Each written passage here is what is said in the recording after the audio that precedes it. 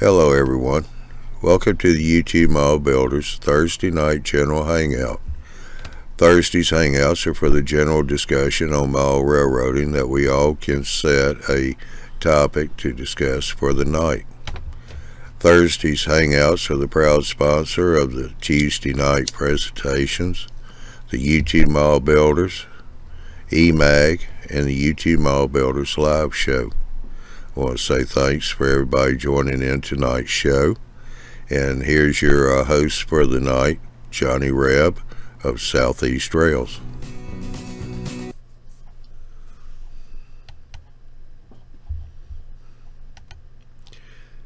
Howdy, howdy, howdy.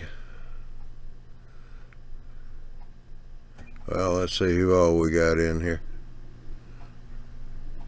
Oh, Andrew dropped. He's over in the chat now. You ready? Ari, Dwight, Dave's Hobbies, Randy's Rock and Roll, Mr. Ron from Down Under, and Andrew. So I guess we've got a Australian invasion again. Yeah, Andy finally put a new battery in his watch, so he's on time tonight.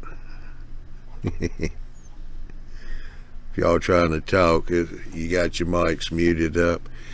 So we got Josh over here, Andy, Jim, Dave from England, and myself.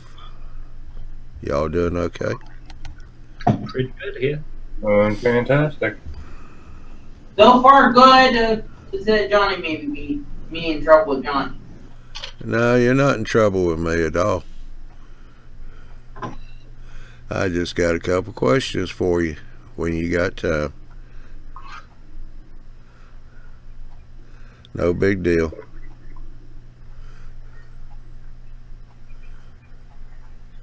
Alright, well, I'll tell you what. We had a posting. Let me get over here and find it. This is...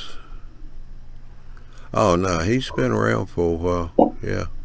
Anyway, it's Greg S. He said, I'm having a problem with one of my new locos and was wondering if someone could help me out. It's a Cato AC 4400 CW in N scale, which is brand new. The engine runs great with the DC decoder installed, but when I install the Digitrax DCC decoder, only the headlights come on. The decoder is installed per the instructions with Kapton tape, and I have made sure the tabs are touching. I have even swapped the new decoder for an older one that I know works and get the same results. I even, let me expand this, I even soldered a 30 gauge piece of wire between the tabs and it still won't run. I have made sure the CV values are correct by resetting the decoder. At this point, I have no idea what to try next. Gosh, the idea that you'd have two bad decoders seems unlikely statistically, because the problem reads like a bad decoder. Well, the thing of it is, he put a different decoder in there he knew was good, and it did the same thing. Right. Tendency is to think of a decoder, but you must be getting a short. If you could disconnect the wires to the decoder, that would make it easier. And check continuity from one rail to its contact lead, and check across the other one. So check that you do have a valid pathway from rail through wheel through contact up wire, and check across to make sure you don't have continuity across between them, because it feels like there has to be a short in the feed. That's the only common things you have in this arrangement. If you separate out the decoder, one of the things you can do is to take a volt tester, or, just have it on, check whether it's got the line going through, and basically put it on the circuit board if you can find where the input is for the pickups, and just turn your wheel, turn your bogies to make sure that it's not getting an intermittent contact as it's being swung, or the wheels turning, things like that. But it is talking to the decoder. That does imply, my tendency is to think you have a contact there, but it is talking to the decoder. The headlight comes on. So I'm more inclined to think that the short is on the motor side. And when you hook the motor up, or when you... I'm assuming it's not a sound decoder. Yeah, because he said the second decoder was from a locomotive that he confirmed ran prior to the swap. So the second decoder was a good decoder. Yeah. But it was still doing the same thing. So like you said, yeah, it could possibly be a short there between the motor and the decoder. Yeah, that's more likely because the headlight comes on. So it seems like he, wrote red and or wrote CVs to it. So, it would seem like it's getting contact to the decoder. It seems like it has to be between the decoder and... Yeah, because I know we were talking with one guy some time back. Might have been Red Eye. He does N-scale. Somebody's doing N-scale. They said you had to be real careful about those wires coming up through there. Because, when they put started to tighten up the chassis again, since it splits, they wound up pinching the wire unknowingly and shorted it out. Well, those split chassis, it doesn't take a whole lot to get a cross connection. I never did like those. Because, well, I mean, even N-scale is pretty small, so you don't have a whole heck of a lot of room anyway. That component there, the dielectric or the insulator between those two halves of the shell, or between the two halves of the split chassis, are not very... It's not very thick dielectric. It's pretty easy to damage or violate that in some way.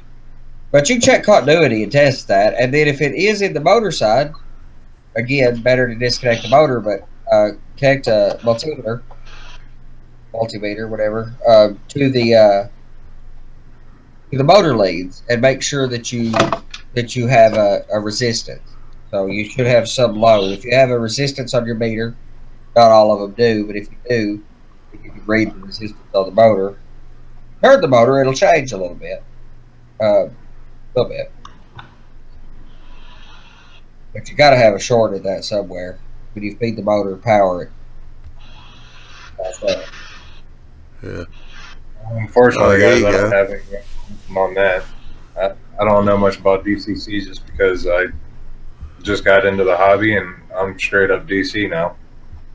That's about DC is a good place to start, and you can get into DCC pretty cheap these days too when you're ready to go that direction. Those things that Barty puts together in Australia, the Raspberry Pi with the Sprague on top, that's a $100 bucks complete solution. Or I built a DCC++ on an Arduino, all in $20. All in $20. And I think the other thing is that for DCC, the wiring is so much more simplified. If you've got a layout and you've got a panel and you've got your switches around your layout, you're going to have like 3 wires coming off each one of those solenoids or whatever coming around to your panel. That's a lot of wiring going on. So it's more expensive in the short term, but in the long term, it's got greater functionality and more accessibility, and speeds up your wiring as well. Yeah. Our AJ has a suggestion too on that decoder that maybe you should take the first decoder and put it in the other engine where you got the second decoder from, and see if that decoder works good on that engine. Yep. And that wouldn't rule out the decoder, but it seems like it wouldn't be the decoder because 2 of them were bad. I mean, it's not impossible, but he said he knew it was a good one. So, yeah, so another thought, I don't know the engine at all. One of the things that I've seen happen in some UK models is when you put your decoder in, the pins, sometimes they can touch on the chassis, the cast chassis. So if you've got a cross connection there, that could equate for it as well. Yeah. Dave, got a question here for you. Yep. This is Dwight. He goes to Europe. He goes over to Germany. His wife's from there, so they go about twice a year and all.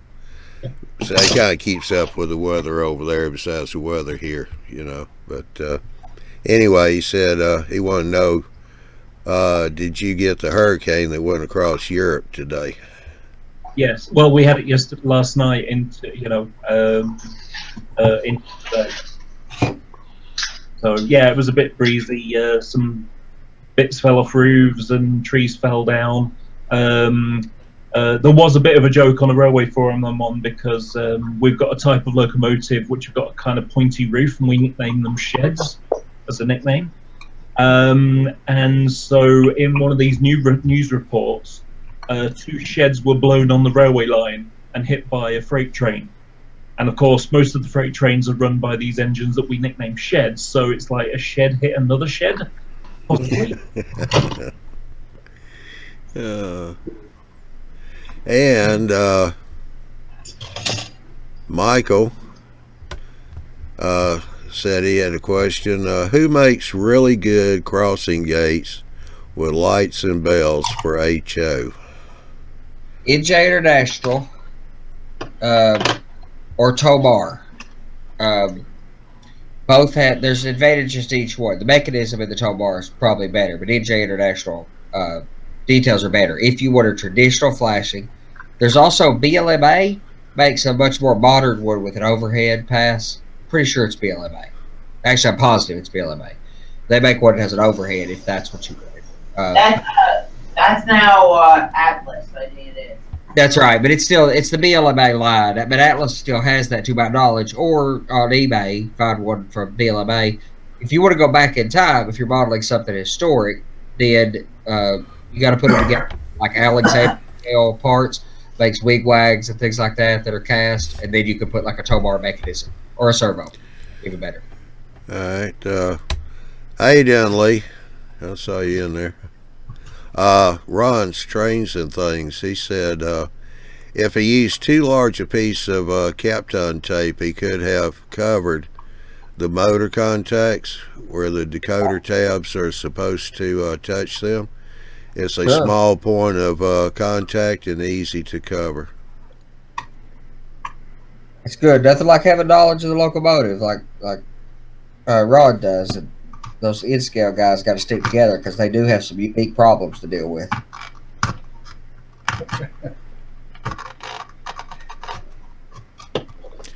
Lee was saying BLMA does not have it. Walters does.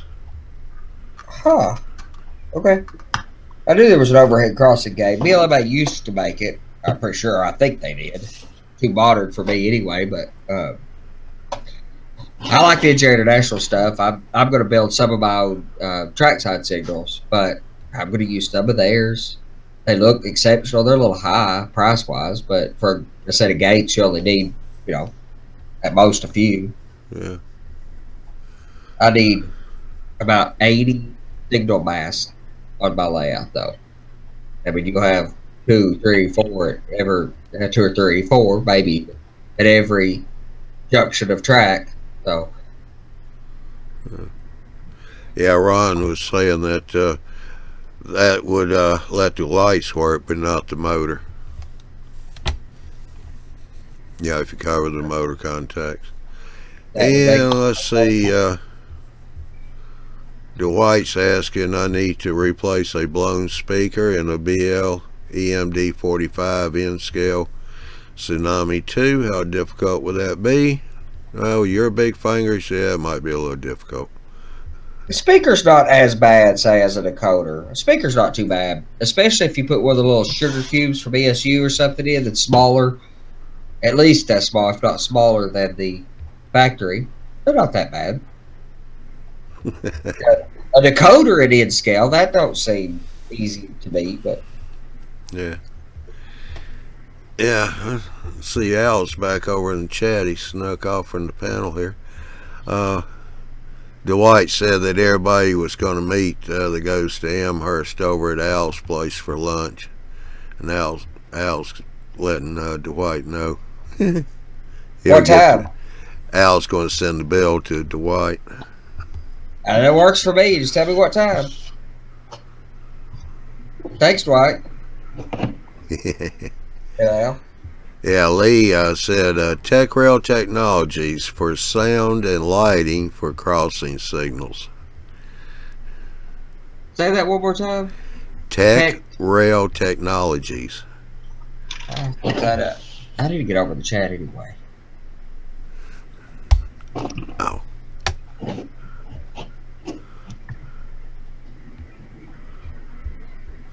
Dwight said tuna sandwiches. I'll take a free tuna sandwich, or a tuna sandwich on Dwight. Yeah.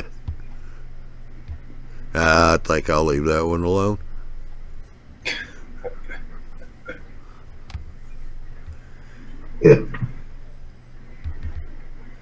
Yeah, I went to that Australian bakery cafe that we got down here in Cumming today. It was pretty good. Bought a couple of the meat pies. Ate them. Son and I ate those for supper. Weren't bad.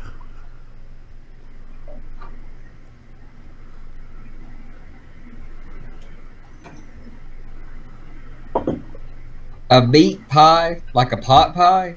Well, it's kind of a flaky pastry dough. Yeah. And they fill it with, you know, different meats. One I got was a steak and cheese. Then they put a top on it and cook it. Huh? Yeah, more like a hot pocket or a calzone. But yeah. I was thinking more like beef Wellington. Yeah. With a piece of steak with the phyllo dough. That's top couple meals in the world. Yeah, this is these are actually made for the miners and all, where they, you know, can eat them, type thing. Makes sense to me.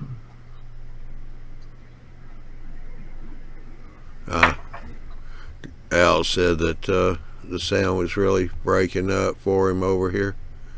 Yeah, it may be on his end. Sounds so fun here.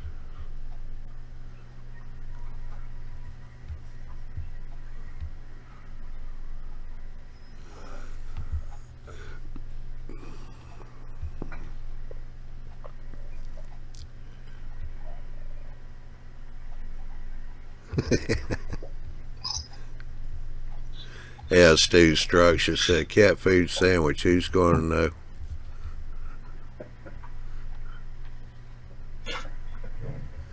Yeah, Jason, Al was talking about when he's over here on the panel. The sound was kind of breaking up.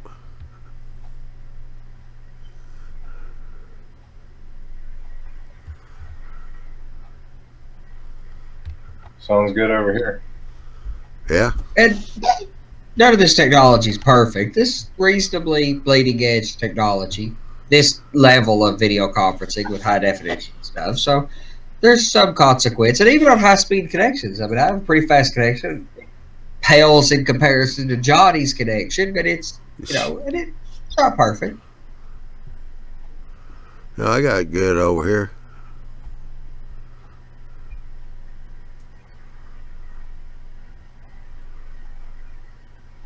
An example of, you know what I was saying about the engine with the pointy head top?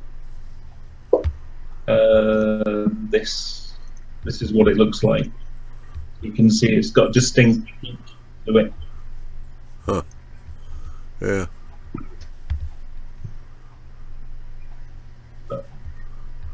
Those are General Motors machines, American built.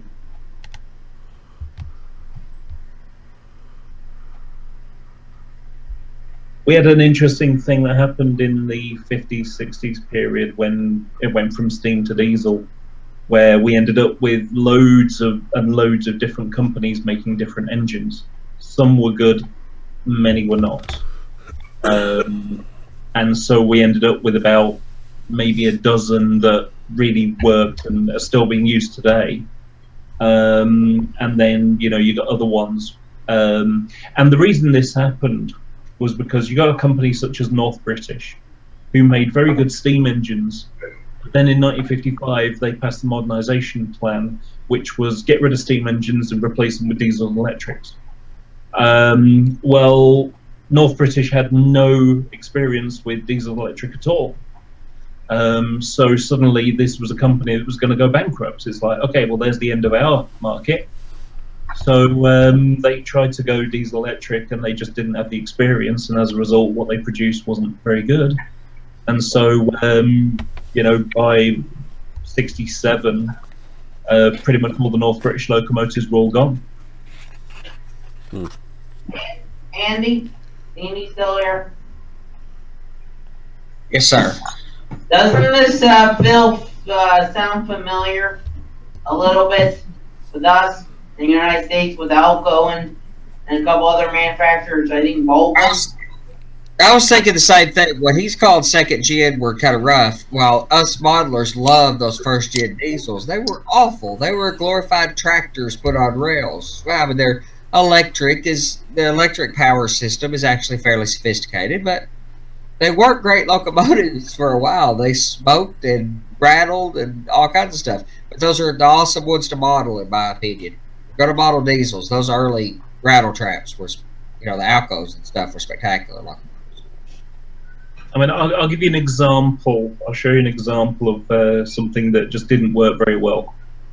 And this is a Metropolitan Vickers Class 28. And if you notice the wheel arrangement, it's a Kobo. A Kobo. So it's got 2 axles and 3 axles. Ah. And the engine itself is asymmetrical. So it's not in the center, it's slightly off center. That's odd. We have a prototype. I'll never think of what it is, but it looks a bit to me like, say, an SW1200 or something, if you know what that locomotive is. But the cab is centered like that, and they have one where it's slightly off center. It's not all the way at the back. It's kind of forward a little bit, more like a cab unit. They tried everything under the sun back then. They threw everything at the wall to see what stuck and what took. Yeah. I think F units basically ended up winning the day, and well, it's hard to say because the Jeeps are the ones that modern locomotives are more like.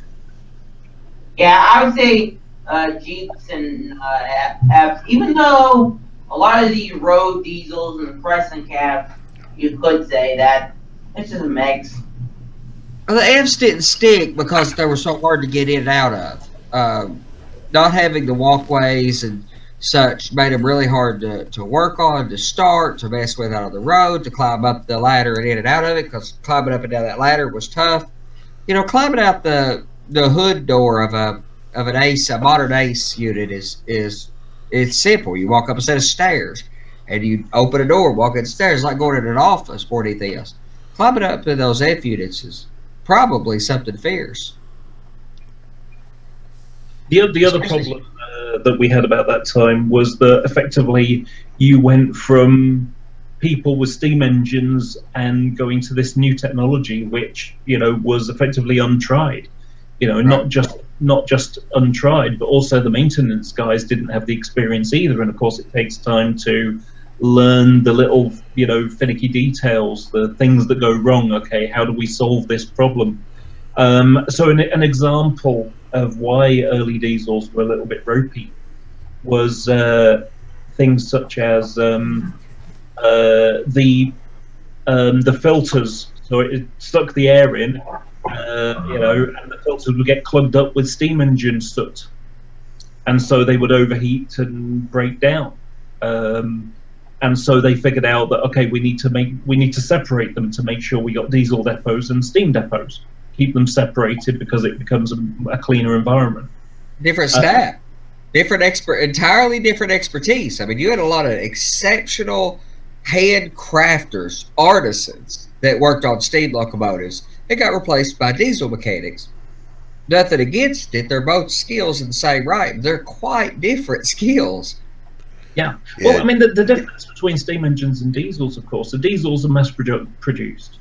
So they build, you know, engines, and they're all the same, and they're all built to very high tolerances compared to steam engines, which have got a little more play in them.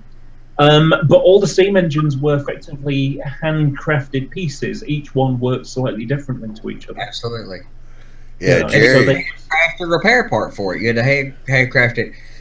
Jerry Ashley in the chat said, ease stands for the 57 Chevys of the rails, and I couldn't agree more. Now, I'm a steam guy. I love it, but if it's going to be diesels, it's going to be those first generations. Those, and a lot of that has to do with the Fs and the Es. And I'm kind of a sucker for an RS3 or an RS unit for some reason. But for the most part, I like those streamlined. Yeah, Andrew wrote in here too, just above that. He said he saw a video today showing that they still build new steam locos in China, an average of 2 a month. I see that. There was still a purpose for doing that. And still, people undercredit steam all the time. The vast majority of electricity that you burn, the reason all our technology works today, right this very second, not historically, but right this second, is steam. Whether they heat that water with coal or natural gas, or even in case of solar, geothermal, all kinds of mechanisms, you're heating water, making steam. A nuclear submarine, the most advanced piece of technology, short of maybe a spaceship, a shuttle or something we built, they run on steam. They just use nuclear energy to do it. Steam, we still have not found a better propellant for land-based craft for things that can be heavy than have to be heavy. So not real good for aircraft. But other than that, steam power's still untouchable to this day. If they had properly engineered it, steam could still be powering the railroads. The problem was they had this history of building these big, massive, industrial machines as opposed to automobiles on rails, like a diesel locomotive is much more akin, even with the electric traction motors, still closer to an 18-wheeler than it is steam locomotive is more like a big machine that would run in, at the bottom of a power plant or a factory somewhere as a big machine. It's more like that. Yeah, Steve Structure's got a good one coming up, so you need to check his channel. He says, so I called the guys at BTS, and he's going to let me do a video for my channel on his laser kit company. It's just a small mom and pop thing. Yeah, but it'll still be very interesting to see. I look forward to that. Of course, I'm a subscriber. I look forward to seeing that. I really love and highly recommend BTS kits. The best wood kit to start with, probably. And the only company I know of that sells HO scale doorknobs. And a guy like me loves that. So doorknobs with the knob and the little back plate that's rectangular, they're awesome.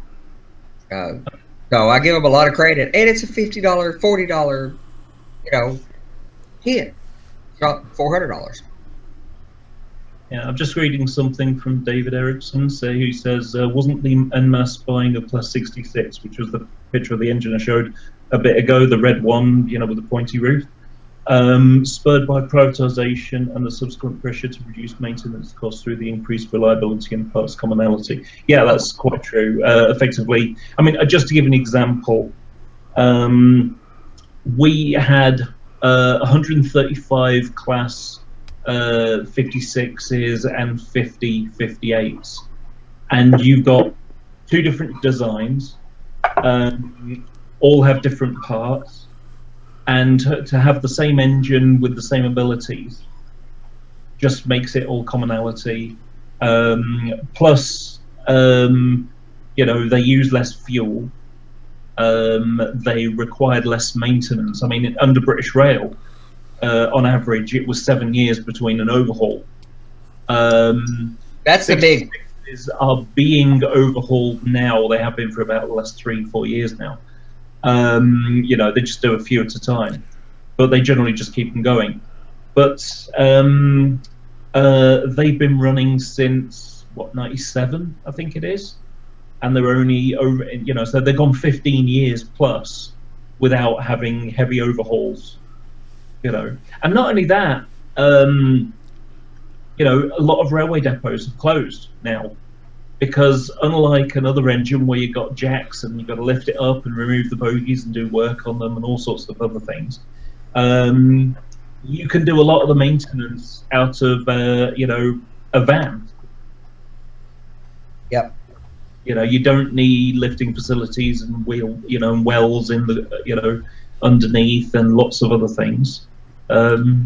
Just don't need that as much. Yeah, I don't know what y'all got there in Europe, but over here we've got AAA, so they can just call AAA to come out and swap out a set of wheels or whatever. You know? That's how they do everything anymore here too. I mean, rip tracks, you know, repair and place tracks. That's where if they're doing anything bigger than that, they will ship them back. Even if they put it on a flat car, they'll ship them back. Like the Norfolk Southern has one car shop that I know of in Knoxville, Tennessee. They might have one that actually, but that's where their wheel shop is. So if they don't repair it, if they don't just drive a truck out there and repair it at a rip track somewhere, then they're going to haul it back to a car shop. And you had a locomotive shop every 100 miles, something like that, maybe. And you may have, you know, if you hauled a freight car from the coast to Cincinnati, you'd pass 3 or 4 car shops. That's just not true on a modern railroad here. Yeah, let's see, Stu said he couldn't believe that BTS was pretty much right in his own backyard. Also, Stu said with all the coal mines needing a market for their coal, it would be cheap fuel for power again, LOL. Yeah, it's a back and forth thing. They're still hauling a lot of coal. I mean, there's still a lot of coal coming out of there, but you still got to have coal for the steel making process. However, they're shutting that down here in the U.S. pretty much because they don't want that here. But yeah, your power plants, you know, you still got coal-fired power plants. Yeah, but not very many. Most of them are running natural gas. 7, 8 years ago, 70 to 80% of the energy in the U.S. was produced by coal. Now we're going to pass under 30% in the next 2 years or so. We're in the low 30s now. We'll go below 30% because of natural gas, which is not very exciting to be, you know, to be a rail fan these days, especially if you like coal trains. But it's still necessary in the steelmaking process, and with the current desire to rebuild infrastructure, there could very easily be. And I'll tell you one way to judge what people think is going to happen.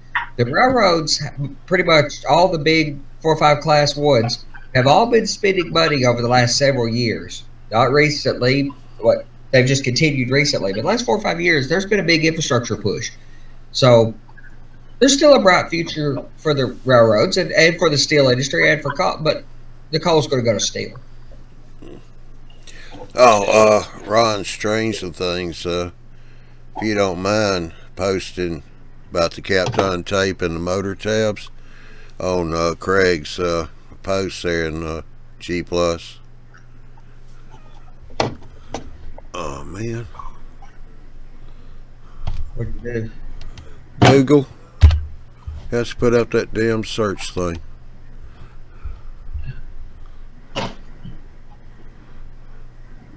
I love Google.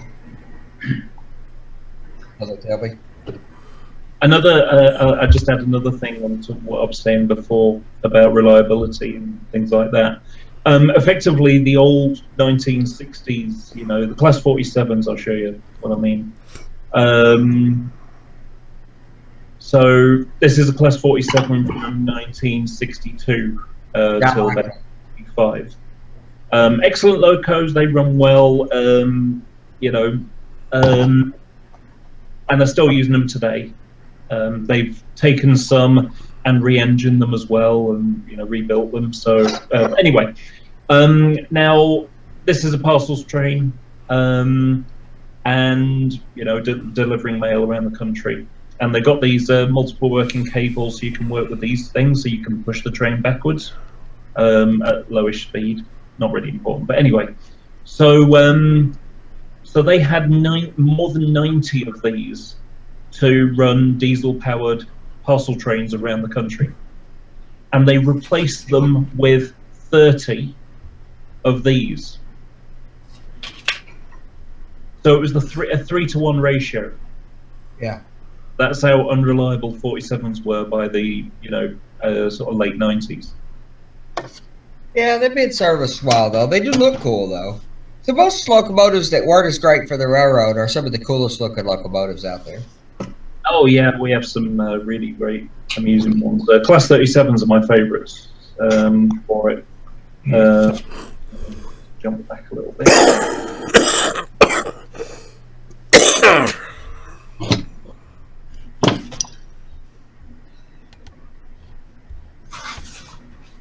let's just take very old stuff, but you know, they made multiple versions. You can see right here, there's one with split head code boxes with the doors in the middle, and there's one with the center box.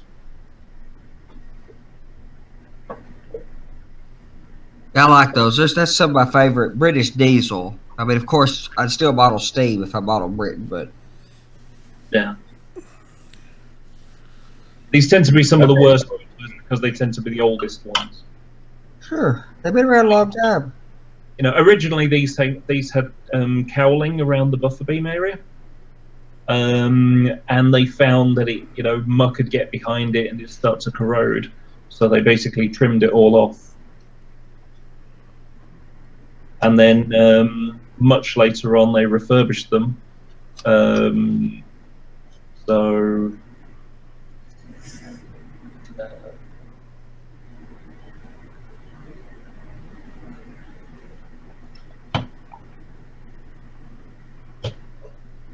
they refurbished them and removed the boxes on either side and just flushed it down, and then you know, put the headlights in the front.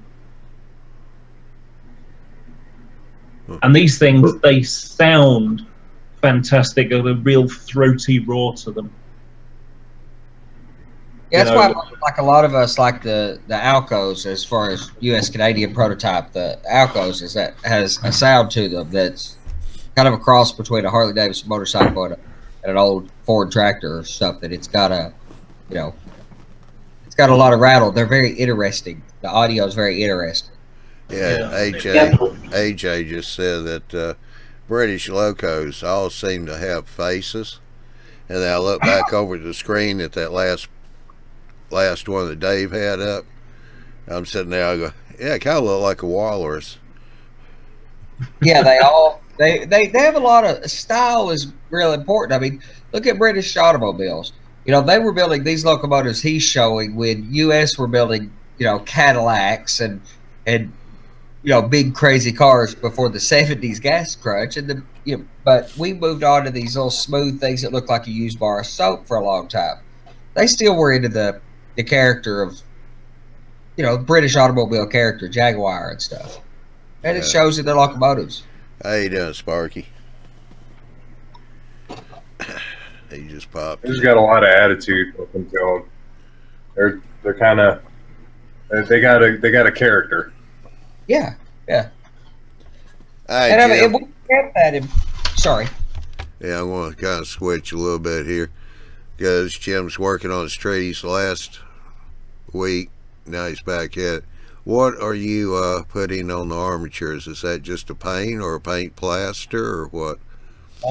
Actually, it's just some drywall mud that I picked up to fill a hole in the wall. Oh, okay. You got wire? Oh, that's right. Yeah, wire armatures. I actually, I went to Harbor Freight and got aluminum welding wire. Yeah. And it's super malleable and it bends really easy, and you don't end up having to tear up your fingertips. And it's quite strong, so bending it back and forth wouldn't break it. Like a coat hanger wire, you can only bend it a couple of times, and it's hard to work with. I started using, they use it in dust collection vac systems, the uncoated copper wire. Huh, okay. You know, to eliminate spark, and it's just, that's how it comes. Huh. It runs through to ground the PVC pipes. Well, that makes sense. I just like most people I see, a lot of people I see use florist wire, and that's fine. It's a good material for a big tree and for the trunk part, but I don't like it. It doesn't produce the amount of finesse that I see out of the guys. Like Ralph has a link he shared with us, several of us, and shared with me a couple times. I've looked at on Railline forums or somewhere where a guy's making the trees and then coating them in sawdust and glue, but he used a fine wire, like you know, he took apart a 14 gauge stranded wire or something, you know, and he's got a whole bunch of 24 gauge, you know, not insulated wires. That looks better. It's got that finesse out at the end that, you know, the larger wire You can fake it in other ways, but I just found a video with some nice thrash, as we call it here.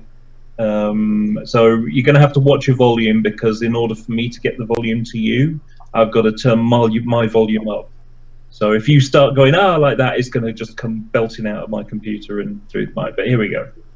And by the way, and there's a crowd who are listening to this there, so you can hear them cheering, which is lots of fun.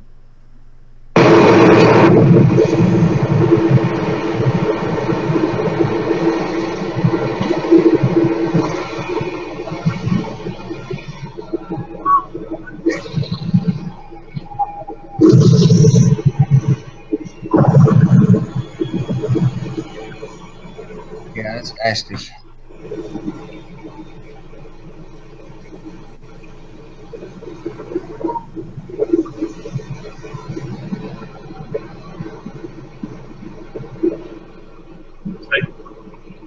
Yeah, they make a lot of noise.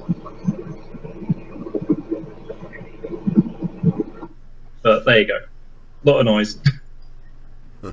Yeah, they're interesting though. Like I say, U.S. prototype, the closest to those is the way Alcos make the noise that they do. Yeah, though that more sound like a, from what I could tell from here, it sounded more like almost like a jet engine or something. Like it sounded different than an Alco. Yeah.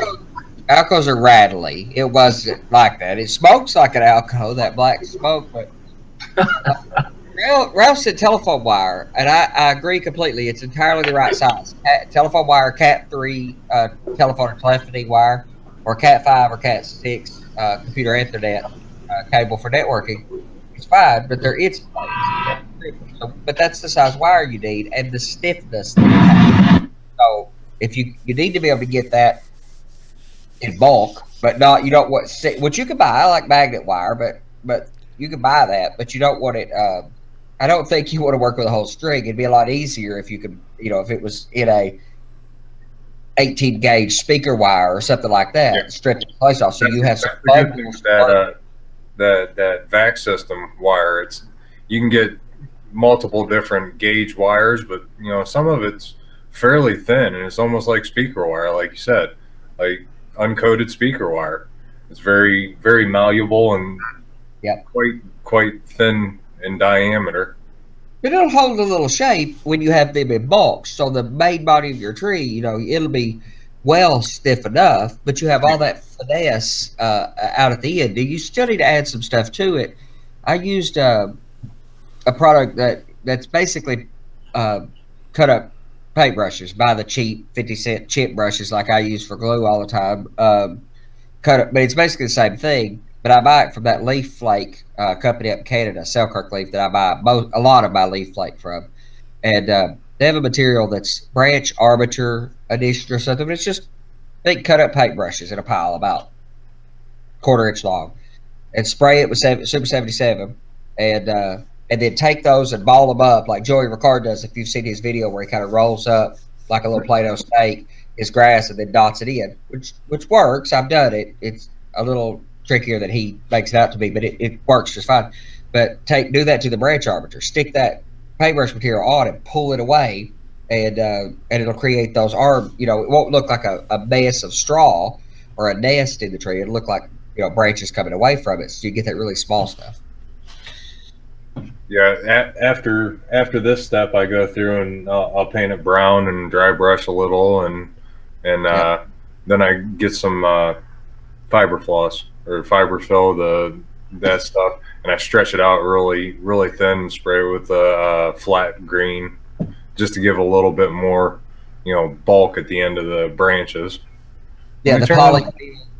Yeah, the fiber fill, the poly fill, stuff like that. That stuff. That massive roll of stuff that you can use for just about everything. One of the things that I've seen done for things like trees is to use thicker gauge wires for the core stuff, much like what you've got there. So the thick branches, and then use your smaller grade wire and just basically stick it between the gaps in it to to do the smaller branches off that. Yeah, because you still need a lot of branches that are the size of your thumb, and that's what they represent. And then Ralph says, hey, use a static grass applicator and use a brown and autumn grass, or spray paint it after you're done. But probably the best thing to do. But if you wanted, you could paint your tree so you could dry brush it without all that stuff on there, and then use a dark fall or something, burnt grass color, static grass applicator. Because I like the look of the leaf flake. I would love to know how to make that. You need a rolling machine that stamps out little particles of some kind. I'd love to have a machine so I can make my own. Well, I kind of, as I don't know if you guys know or not, but I like multiple using things, and well, I roll my own cigarettes, and at the bottom of the bag, there's always that little real fine stuff. So I keep that and I sift it out, and I'll use that little bit of tobacco and make it green with apple barrel paint. Yep. Kind of run it through the blender and chop it up a little bit more, and then put that on top of the fiber fill, and they turn out pretty good. I enjoy them. I just thought of that. I just had an idea. Don't know whether it's worth thinking about or not. It just popped into my head. How about you can get packs of herbs. So you could basically just, spray some glue on, on the ends of where you want your leaves to go, and then just basically use herbs to, because it's quite effectively, it's fine leaves. Tea leaves are quite common in the hobby to use, have been for a long time, and tea leaves would do the job. I don't know if you could get as cheap as you would like that to be. I guess if you drank a lot of tea, you could dry out your used leaves and use them, but you need enough, you need a coffee can full of them to do any damage. Jim, or live in Britain. Oh, and if you were a Brit, then no question, tea leaves would be great to have. I just don't have enough, and it's cheaper to buy the particle paper that I use. I use tobacco too a little bit. I use it for the leaves that are on the track work, where the leaf piles blow onto the track, and I got that from Jim Lincoln. Does Proto 48, just superb track work stuff, and he had little piles of leaves in between the tracks the way they do, made with tobacco, and it is the best looking. I've got brown leaf flake, and I've got deadfall and stuff from Scenic Express, although I use a lot of my own leaves out of the yard, but I've been starting to use that Scenic Express leaf on the front because it holds the color. Real leaves turn into. All right, y'all done got AJ started. He said, I can see it now, selling dime bags of leaves on the corner outside Amherst. Scenic Express. I said, in the same vein as that, I said the first time I ordered from Selkirk, I was kind of excited to get them, and it took a couple weeks. And when I get the bag, I pull them out, and I have these bags of spring or whatever, spring, early summer leaf in a bag. I understand why it took a couple weeks to get through customs. Yeah, no, Sparky was asking, can you use a airbrush to apply glue? Sparky, no, I wouldn't do that. You could use matte medium. You could use matte medium through a spray gun. It's an artist medium anyway. You could use matte medium if you use that as a glue. Anything else, if you did, you would want like a $10, $20 cheap disposable gun, because you're going to have trouble with most glue. When we do laminate at work, when the core board comes in, if it's a special custom laminate, they spray it through I don't even know what kind of glue it is, but it's a contact cement, and he sprays it through just a regular Harbor Freight, not an airbrush, it's more of a paint gun. I would believe that. I would believe, and I thinned contact cement with MEK. That's how I got turned on to MEK, that I use plastic adhesive now too, but it's a good thinner. It's about the only thinner that'll thin a contact cement, and I think it would be sprayable through a gun. Like, I got a cheap Wagner thing, and it would spray through that. But I don't see me putting it through an airbrush. My airbrushes are finicky with paint. Yeah, putting mech through an airbrush might be a problem for the you know, the rubber grommet. Yeah. Oh, yeah. Oh gosh, putting MEK through that. There's no way there's no way I would do that. I don't have a use for spraying contact cement at that volume though. But I have thought about using the Wagner to spray spray glue some stuff together. Andrew, the other Andrew that does Metzler, I think is the way you pronounce his last name, that done that 25-foot long PVC prototype bridge, arch bridge, and 25 feet long. But he uses paint to glue his styrofoam together, his layers. He uses a Max Grip, a brand of paint, and I thought about what a way to do that. If you had a big, you know, bunch of layout to work with, set up, use that spray gun, stick the modules together. Boy, you can put layout together in a heartbeat. Well, if you put enough air pressure through a paint gun like that, it'll spray through it. That's what it is. That's that nozzle up. That's the big difference. I wasn't thinking about that. You know, when you're spraying through a spray gun, you're spraying 60 pounds or something. When you're coming through an airbrush, you're throwing 15 pounds. You just don't have enough pressure to move the material. Yeah, start to finish coatings. Let's see, the first one, cabinet shop spray contact cement with airless. And he said they also have contact cement and propane type pressure tanks. Wow, that's cool. I don't have a use for it, but that's a cool way to. I was fixing to say, no, Andy, you don't need that in your layout room. Boy, but look how fast I could lay rails like that. I mean, I could run track work. Yeah, but unfortunately, it would blow the back scene off your layout. Yeah, I don't see that working either. You know, next thing you know, you're modeling Dorothy. off to was she goes. Well, I've thought a bit about using, like, putting fans up behind the valance in a similar vein as to what you're saying. I thought about putting fans above to try to move enough air so that the little Scenic Express armatures I use, they're really weak and they would move around, blow around a little bit like the trees in the mountains. But I don't know that I could make that effect work. Not only that, it's the noise. I mean, a fan, even just air, what do you call it? Just air conditioning fan without the conditioning part. Is noisy as it is. Imagine if you're trying to video something, you got this. Yeah, that'd be horrible. There's no good way to do that. Yeah, the computer guy. There's plenty of fans and computers.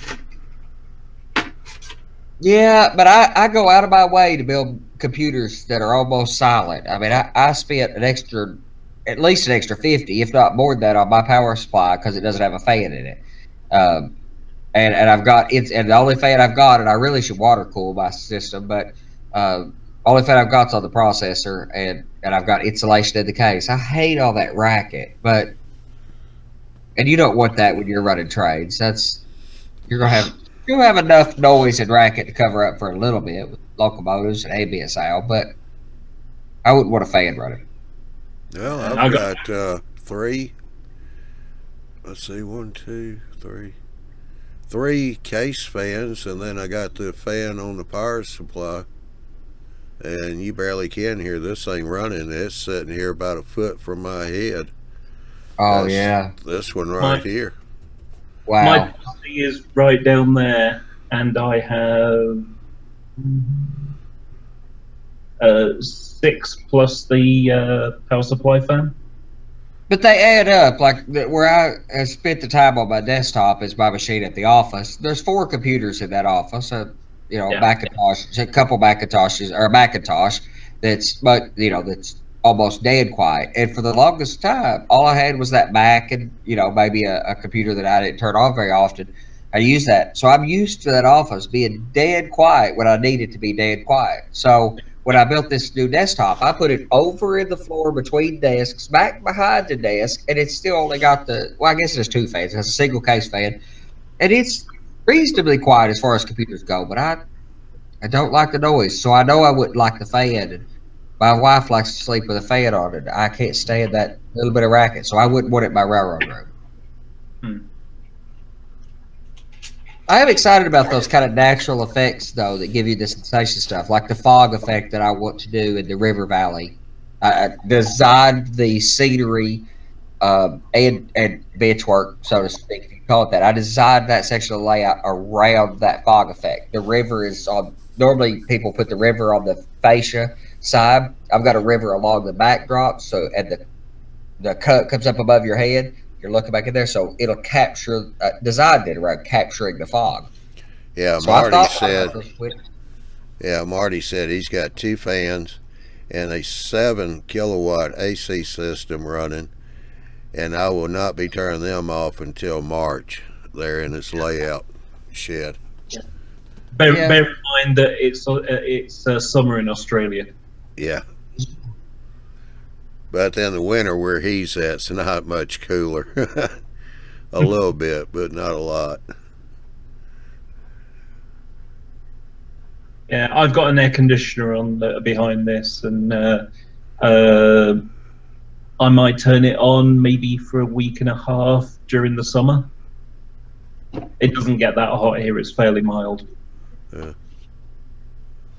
But the good thing is that the problem is, because we live in such a mild place, when it gets in any form of temperature that goes up or down, we start complaining. It doesn't take a lot for us to start complaining, because we're used to such a sort of, it's a bit like, it's a bit like being in a noisy room. You get used to being in a noisy room.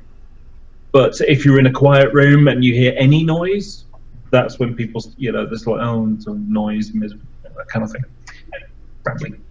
But, yeah, so those times when I do use it, it's so necessary. I mean, I went to visit my friend in the summer, and I was sweating all the damn time. He only lives in Devon. It's only, 250 miles away, maybe 200, something like that. But the change in temperature is probably about 5 or 6 degrees. And for me, living up in the cold north, living in the south, it was just like, gosh, how do you cope with all this heat? Just couldn't deal with it. I was glad to get home to normal coldness. But I used to live in Devon before I moved up to Manchester. And when we came to visit my granddad one year, and I was freezing all the time, and they kept moaning because I kept asking to have the heating turned on. So it just goes to show how you acclimatize. Yeah, Marty was being a little funny. He's sitting there going, 38 here, which is C, today, or 102 degrees Fahrenheit in old money. Yeah. Oh, yeah. We have an amusing thing that we do in the UK when it comes to temperature. When we use Celsius most of the time, but when it gets hot, that's when we decide we want to use Fahrenheit, so that we can exaggerate the effect. You're 80 or 90 or something like that, Yeah. I've heard that said a few times. Yeah.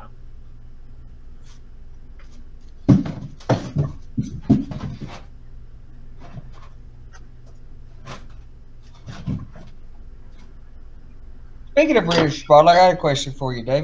Have you got any buddies over there that are running Berg, MERG? Yeah. I think it's pretty popular, it seems, over there. Yeah, it's the, Model Electronic Railway Group, I think they're called. Yeah, and they're a British group, and they've designed, that's a pretty sophisticated operation and layout control connections. Yeah, you can buy kits off them, and they mail order them and you solder them all together. Yep, I've been thinking about buying a kit and trying it. Yeah. Oh, obviously, we've got Martin listening. Did you notice how I used the L in solder? Good job. Martin proud of him. I can imagine him chuckling in Australian now. He's convinced there's an L in it somewhere, though. There is an L in it. It's called. He thinks so, and apparently he's got you brainwashed to believe in that too. No. Let me explain. This language that you speak is called English, and the way that you speak English is in the English manner. Hey, we threw a bunch of tea in the ocean over that, so. Yes. Did you get the early part of that history as well? The bit. Oh, yeah. We're still sorry about the tea, though. This is why you drink coffee now. That's it. Yeah, that's the revolt against tea. Away with the tea. I like tea just fine, but it ain't coffee, so. No, you can't do away with tea. I'm really with your mind now because I'm allergic to tea. Oh wow. I'm British and I'm allergic to tea. That seems completely unnatural to me, but I know it'd be like being American and allergic to McDonald's or something. I don't know. yeah, I can do without McDonald's, but don't take my coffee, man. Don't mess with my coffee. That ain't no joke over coffee. No. Here it is, 11 o'clock, and I'm still plowing through the coffee. Sure, get coffee. Eat that any time of day or night. Yep. I can't drink coffee either. I don't know what it is. Hot drinks, they just don't work well for me. But I can drink soup, so I don't know. But I just go through an awful lot of juice. Well, I gave up that drink of Mountain Dew years ago, so I need my caffeine intake pretty high still. My coffee will do it for you. For me, if I need caffeine, I'll drink Pepsi. I don't like pop much, though. Or whatever you call it at a given place. But I don't care much for pop. Yeah, Pepsi Max with ice and a slice of lime. That's perfection. I love that. But I try not to have too much of it because it makes you, I don't want to get too fat. 16. I gave up Mountain Dew, and I was going, I think it was like 2 to 3 cases a week. And, I gave it up for Lent and just kept going with it. And that was 3-4 years ago now. But I know the chocolate milk is just as bad or worse as anything else. And that's my preference for anything. Chocolate milk coffee's that's about it for me. Chocolate milk in your coffee.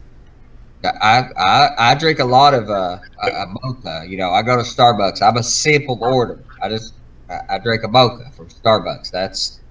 You can no soy latte. Nothing is going to improve upon a mocha. That's. I think I got my best taste of how obsessed Americans are with coffee when I went to New York one time, and I swear you could stand anywhere in Manhattan and see 2 other Starbucks from any Starbucks. Yeah, they have to be within eyesight distance all the time. People start getting nervous when they get Starbucks. Yeah, you start getting anxiety. Where's my next coffee?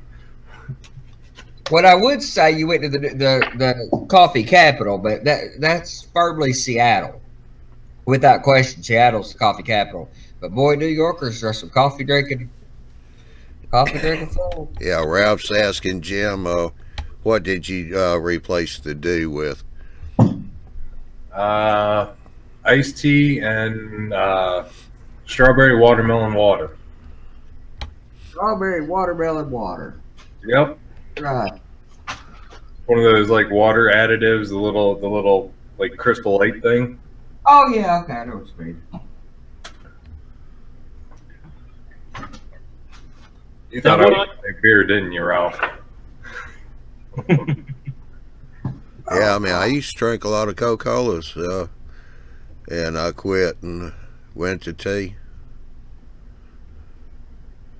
Yeah, but you don't drink enough sugar in it to be dangerous, but tea or whatever, or bad for you, something. But the caffeine in tea, caffeine in tea, something. Yeah, everybody keeps claiming I forget to put the sugar in my tea, and I've 1 gallon of tea, and I put just under a half a cup of sugar, just enough to get that green taste out.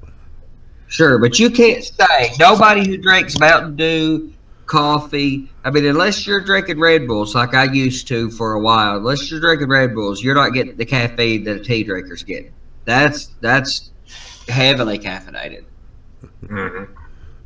More than any coffee we drink, especially these specialty coffees that I like. It's not well, I've found out that tea actually has more caffeine than coffee and Coca-Cola put together.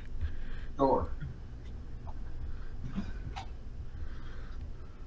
People say, yeah, as much as I drink about a gallon a day, but yeah, you can't go to sleep at night. I said, watch me and see.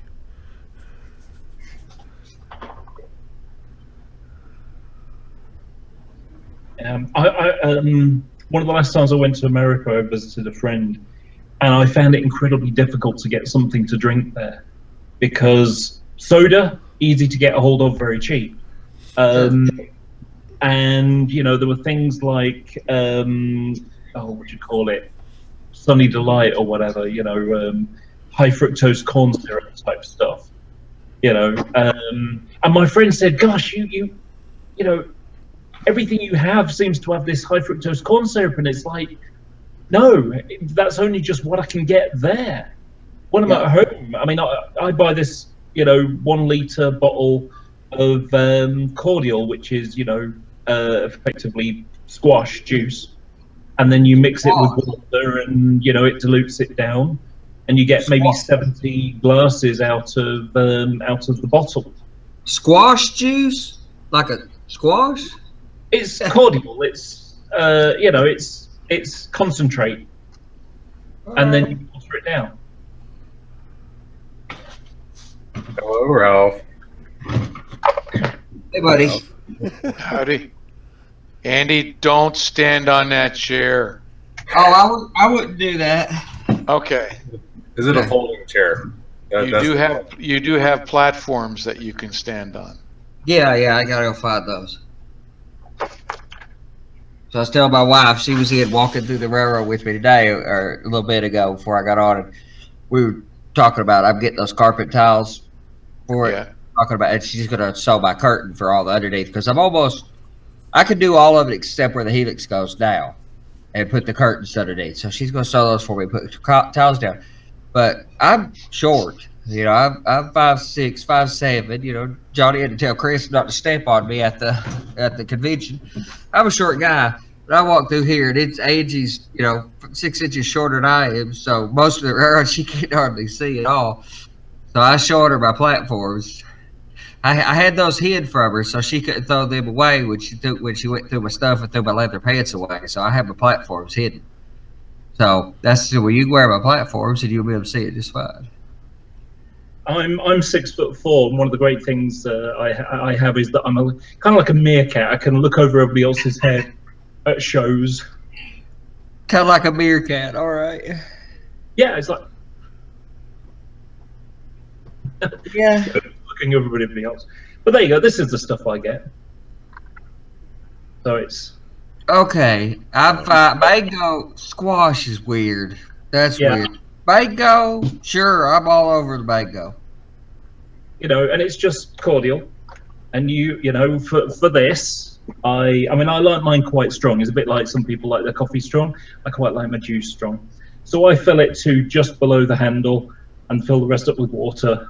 And you know, I get coffee needs to be strong.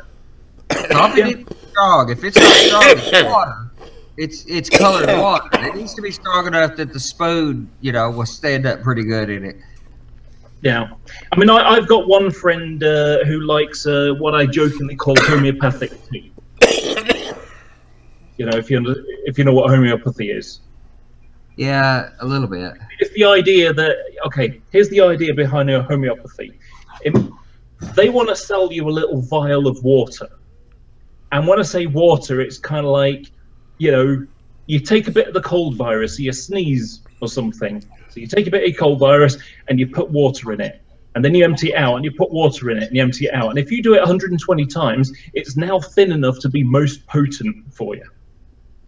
So basically, my friend likes their tea so weak that all you do is you pour some water in a mug, and then you wave a tea bag at it. Yeah. Yeah, Dwight's saying that y'all kind of got off track there. Okay. Yeah. Just a bit.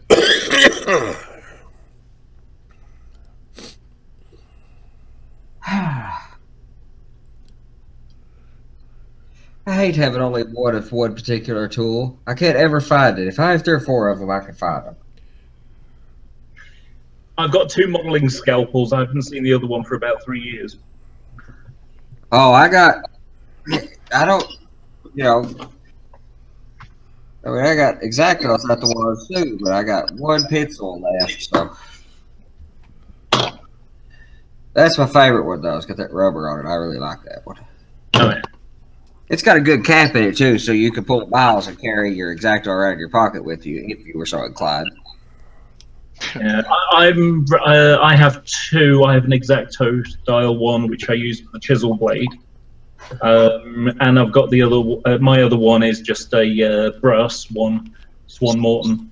What's that large one? Is that a number 2? Is that what they call it, number 2? That the big, large X-Acto handle? I don't know. I don't know. I like.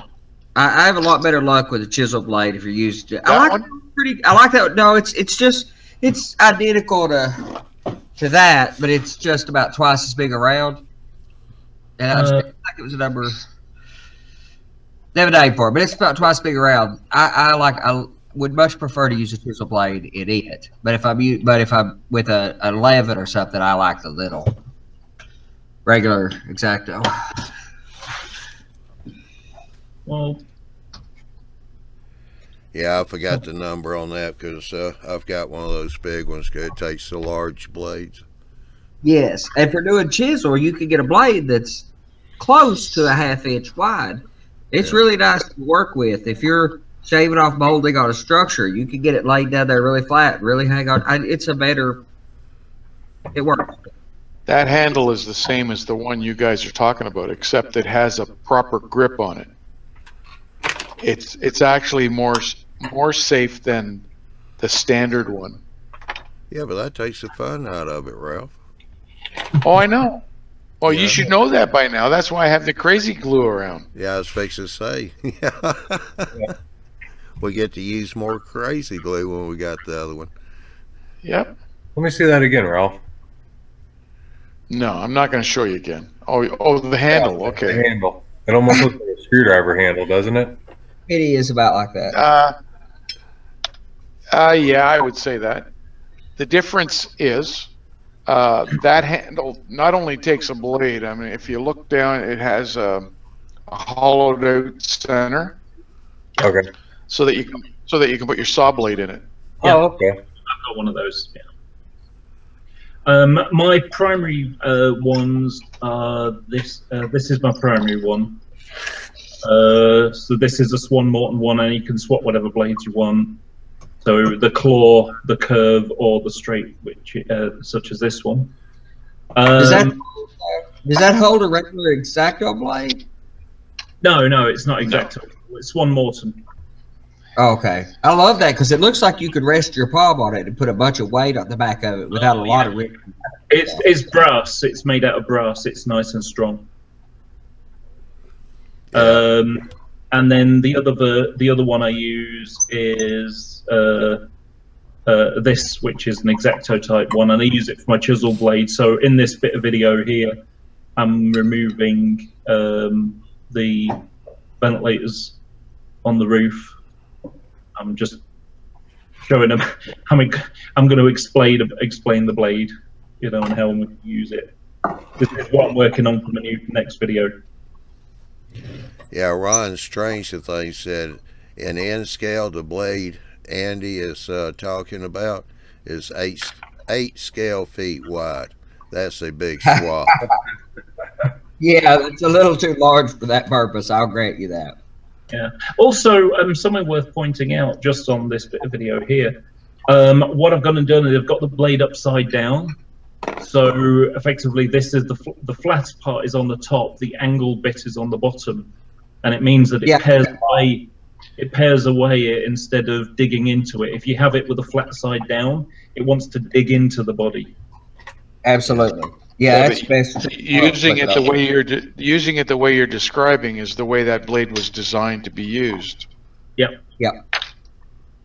I think a lot of people don't realize these things. And then you have things like this. Scalpels. Yeah. If you don't have one of these, you don't know what you're missing. Well, Yeah. like I said, And it doesn't have to be that shaped blade. They have one that it has a perfectly straight edge, goes off to a point. But I kind of like these. That's what mine is. It's got 3 types of blade. It's got a hook type blade. It's Yep. got a, pointy blade, and it's got a curved blade. I don't find much use for a curved blade. I like a straight blade. It depends on what you're doing with them. If you're cutting, imagine you're using square section, something like evergreen, Yep. pieces of square section. Curved blades are good because a lot like when you're cutting vegetables with a long curved blade, but you don't just, snap through it, you rotate through it. So the blade lasts longer. Well, that's true. That makes sense. I hadn't thought about doing much that way. I use that chopper some when I'm doing that stuff. I use a regular single edge utility blade and like a little scraper assembly as much as I use anything. The curved blades are great. Once you, like he showed in his video, you chop off that nub that you wanted to get rid of so you can add a detail part. Yeah. The curved blades are great for scraping the plastic so that you get it down to one surface and you're not using the whole blade to do it. If you use the whole blade, you're doing the whole roof instead of just a portion of it. Yeah, where I have to use just the tip of the blade in there, that's going to kind of dig into the material. Yeah, that makes sense. I don't think I got any curved blades, though. I'll give it a shot again. Give it a try. Maybe you should invest in some. Yeah. Where would you find a scalpel like that? Micro Mark? Hey, I think Amazon has them in packs. You can get them in plastic handles as well. Yeah, I've seen those before, but I can't remember where the heck I saw them.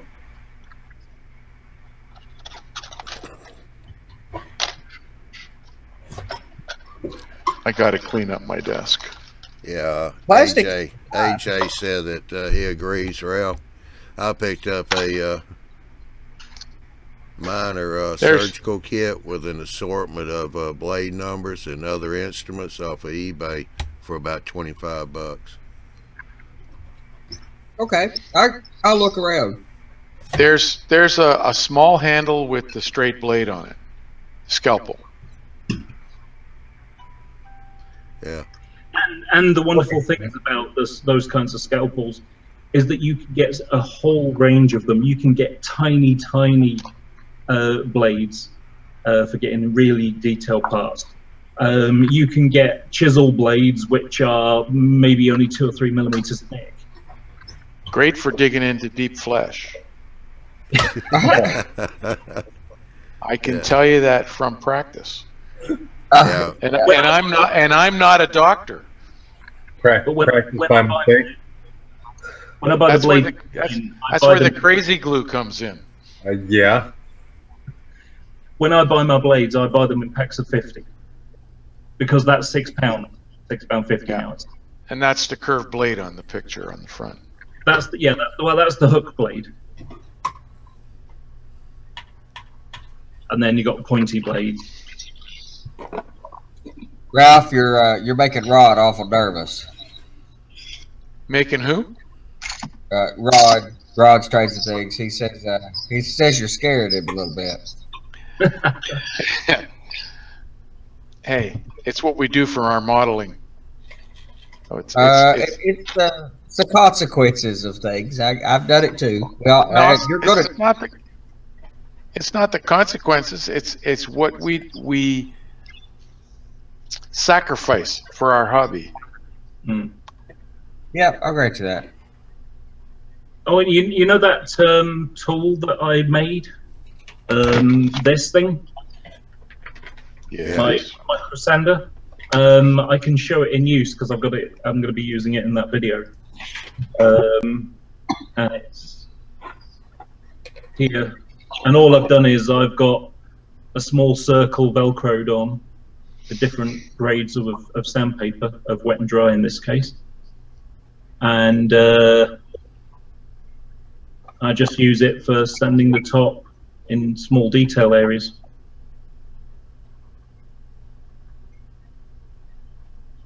I seen a little micro tool that I think was pneumatic. I think it run off like an like an airbrush supply or something small like that. Micro marker somewhere. I don't remember. Been a while. It might have been Snap-on. Yeah, that sounds right.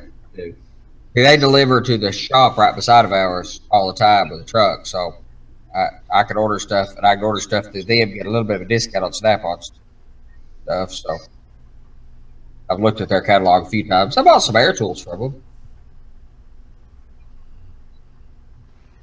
Yeah, quite pleased with that. Nice bit of kit.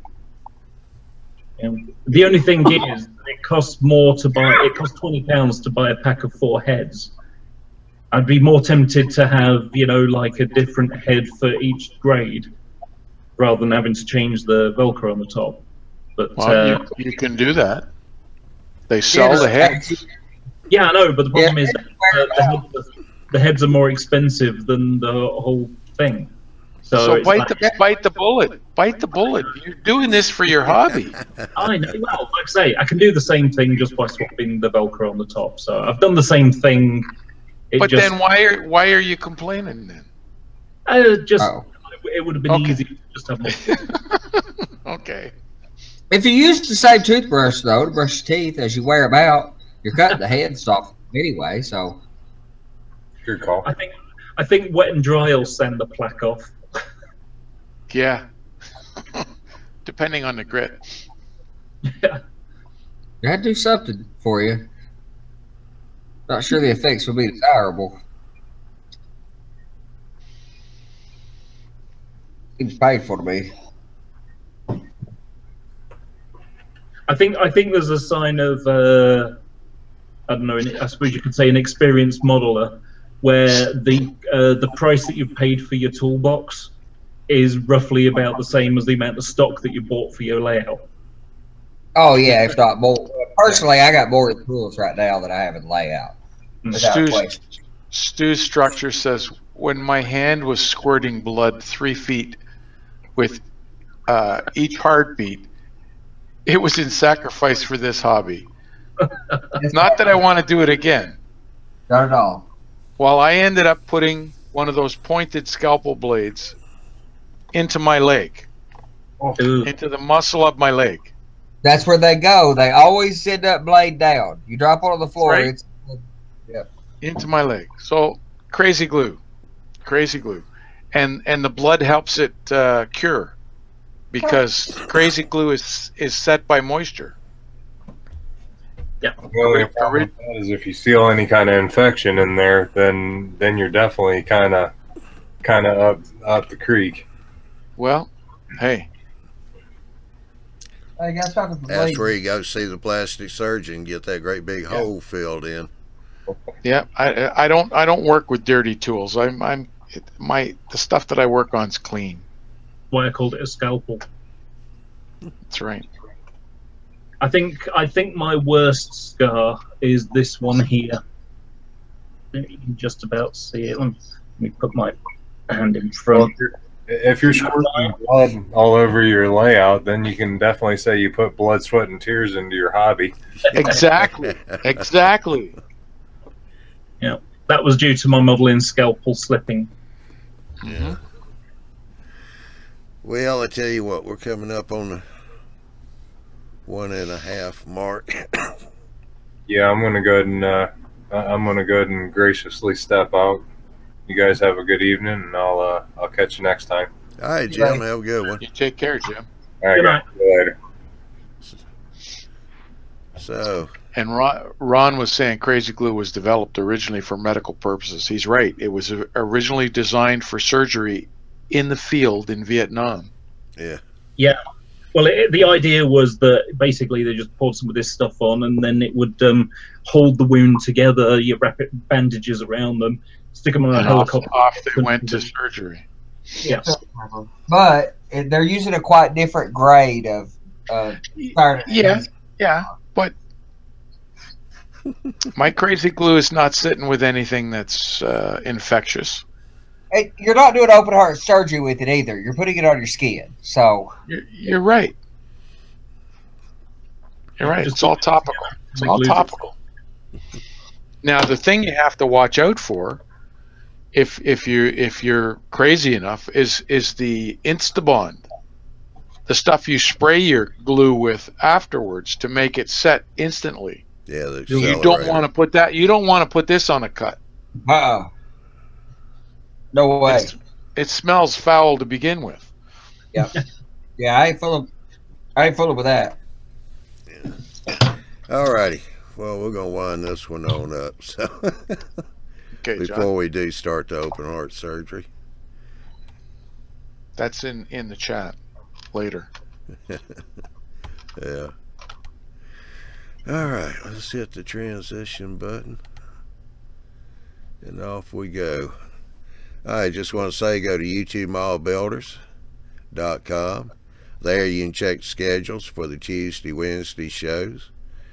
The Tuesday, Wednesday shows are at 8 o'clock Central, 9 o'clock Eastern Time. The Thursday show is 9 o'clock Central, 10 o'clock Eastern Time. And next week, January the 23rd, our own favorite Mr. Ralph here is going to have his show at 8 o'clock Central, 9 o'clock Eastern Time. And that's going to be weathering, workbench to mainline. So you want to be sure and tune in for that one. And also, while you're there at YouTubeMallBuilders.com, be sure and click on the eMag and sign up so you'll get a notification when it comes out. So I want to say have a good weekend. If you can, stay warm, stay dry, and we shall see you next Tuesday night. So have a good one.